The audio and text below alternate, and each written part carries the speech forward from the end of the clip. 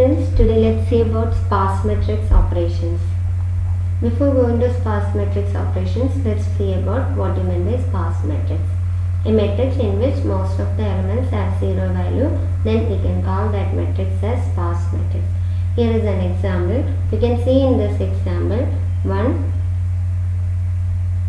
2, 3, 4, 5, 6. Only 6 elements are non-zero elements, all other elements are zero elements. This type of matrix is known as sparse matrix. Representing sparse matrix using a two-dimensional array is a memory wastage. So we will go for another representations for sparse matrix. There are two types of representations we can have in sparse matrix. One is array representation, other one is linked list representation. And then in this video I'll be discussing about array representation of the sparse matrix as well as C++ program to convert a sparse matrix, two-dimensional sparse matrix into an array representation. So now let's see how we can represent a two-dimensional sparse matrix into an array.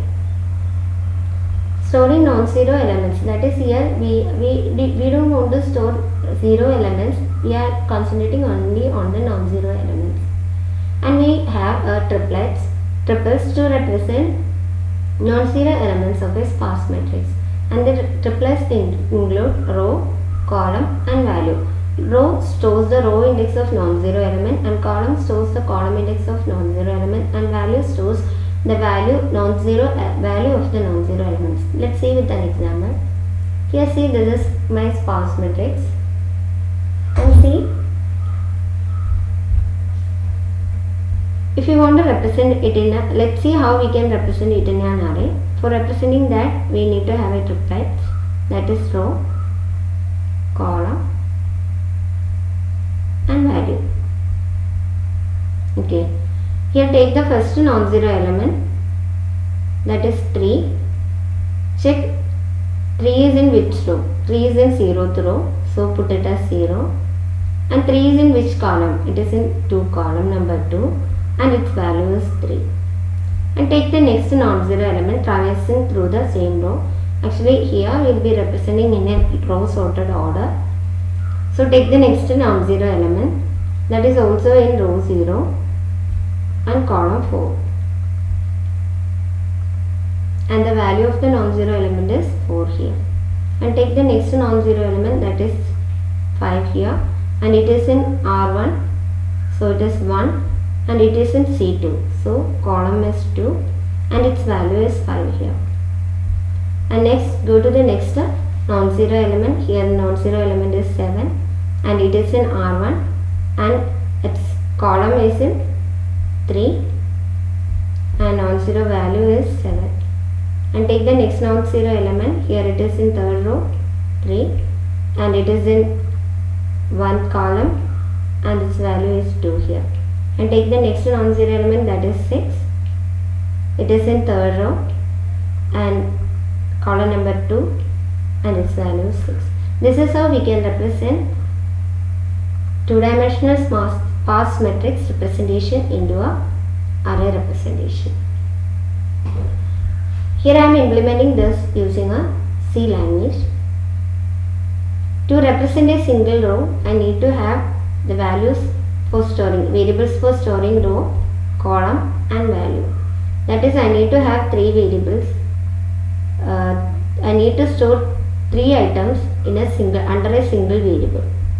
That is, I need to have a variable to store these 3 items. So I can go for structure.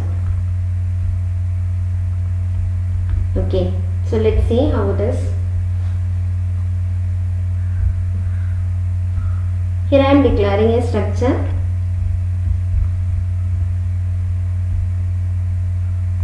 Struct. A structure name is sparse. You can have your own name. And inside that I need to have variables for storing row, into column, and in value for storing value. 3 integer variables I am declaring. Here value can be float or integer, and here for the simplicity I am putting it as int.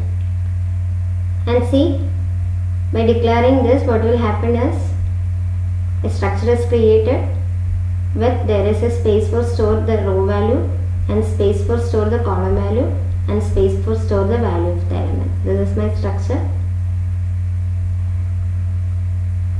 Okay, for storing this triple I need to have a structure variable, one structure variable, and for storing this triplex I need second structure variable, and for in this I need next structure variable.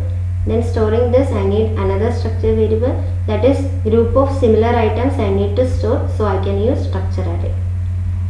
So here I am declaring a structure array SO50 for storing this, and here for the first triplet I can store in S of 0, and second triplex I can store in S of 1, and next I can store in S of 2, etc. S of 50 up to S of 50 I can use. I can access row element of S of 0 dot row, and column element of S of 0 dot column, and S of 0 dot value. Here in order to convert two-dimensional sparse matrix into a one-dimensional structured array, what I have to do is I need to traverse through each and every element of the two-dimensional matrix, and I need to check whether any of the element is a non-zero. If it is, I found an element non-zero, that is here it is 3 is non-zero, I have to check in which row and which column. See, say I am representing this in a two-dimensional matrix A means, and this 3 can be represented as A of 0 and A of 2. So this will be the row value and this will be the column value. So I can do like this.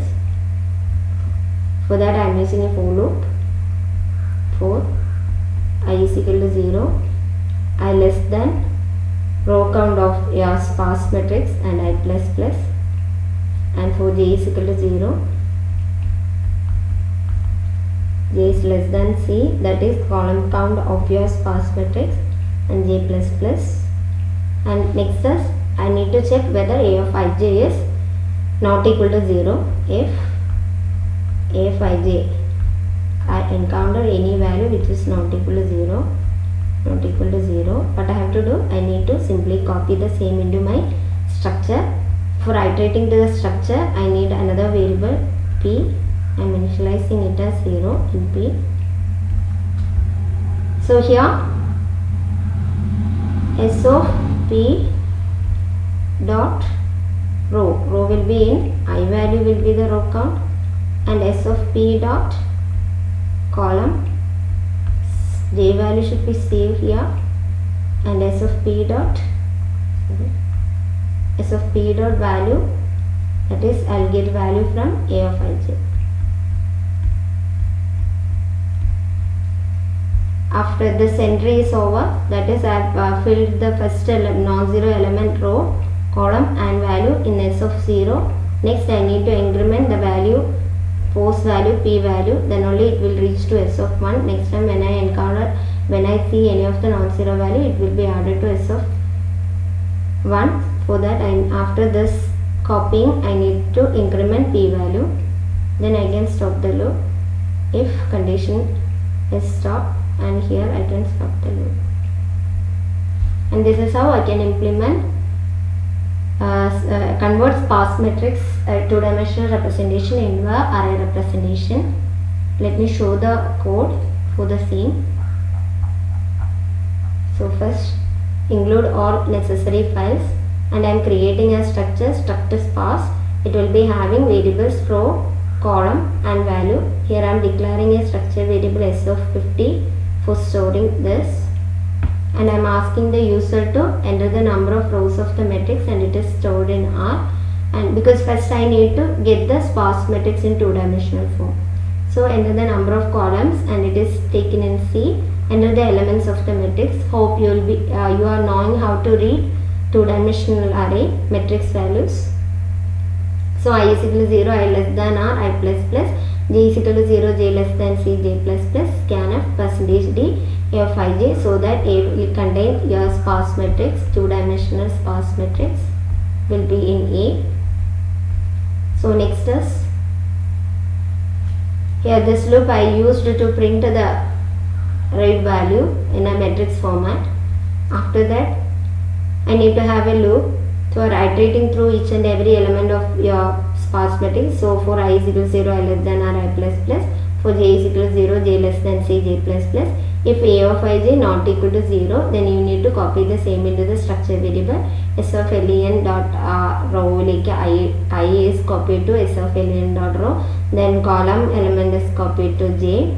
J is copied to column value. Then value is a of ij. Then next I need to increment the structure index value. So len plus plus.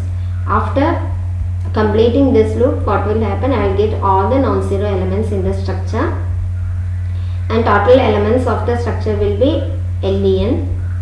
So I can print the same using this. For I is equal to 0, I less than len, because I have the number of elements in the structure, it is in len. So printf percentage d s of I dot row, s of I dot column, s of I dot value. And after executing all this loop, I can show the corresponding array representation to the user. Hope you understand. Thank you.